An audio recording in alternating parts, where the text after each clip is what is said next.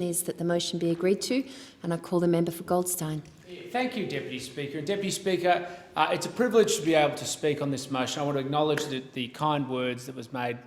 by the member for Mayo and the contribution acknowledging the legacy of the former member for Sturt, Christopher Pyne, in establishing headspace centres across Australia, because we all know how important mental health is for the success of young people's lives. We know that almost 1 in 5, or 3.8 million Australians, face a mental health challenge every single year, and that more than 25% of mental health issues develop before an Australian turns the age of 25. So providing important, essential and readily available mental health support services is so critical, not just for the individuals who are impacted, but truthfully for the success of our country. Because ultimately it's the human capital that's lost when mental health becomes a burden that cannot be overcome. And of course, that's why it's so central to what this government is focused on. In fact, one of the first initiatives that was announced during the COVID-19 pandemic was from the federal government about significant top-up in resources for mental health services, because we knew that when you had a health crisis and an economic crisis that'll follow, the strain just isn't in people's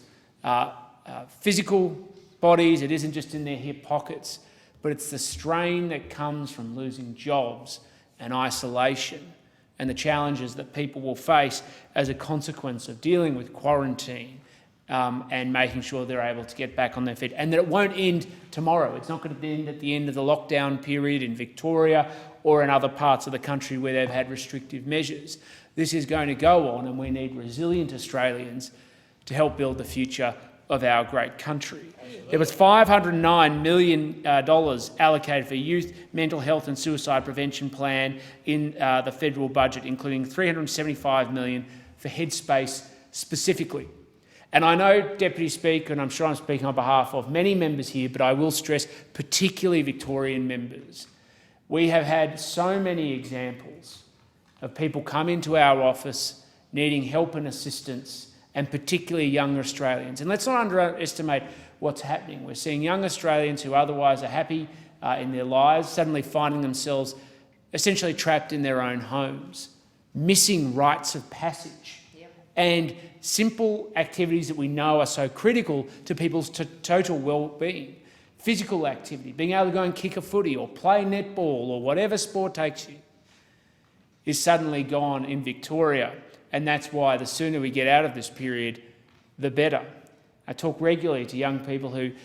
have had to adjust, yes, to education online, but are missing school formals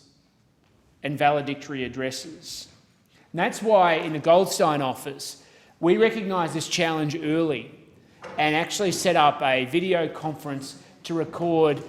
with our local Headspace Centre in Bentley, where we got experts along and we had a good old chat on Facebook Live, but made sure it was available in an ongoing way, so that if young Australians and young people, particularly in Goldstein, are facing problems, that we have a non-confrontational way in your own time and space to find out how to get access to the support services that you need. And I particularly want to thank Headspace Bentley for taking that time and that initiative with us, because we've had a very large number of views and we've had a lot of feedback from local residents, particularly younger residents, that it's helped them access the services that they need right now. And I particularly want to thank Peter Pamutskas, who was the Headspace Youth Facilitator, a really impressive young man who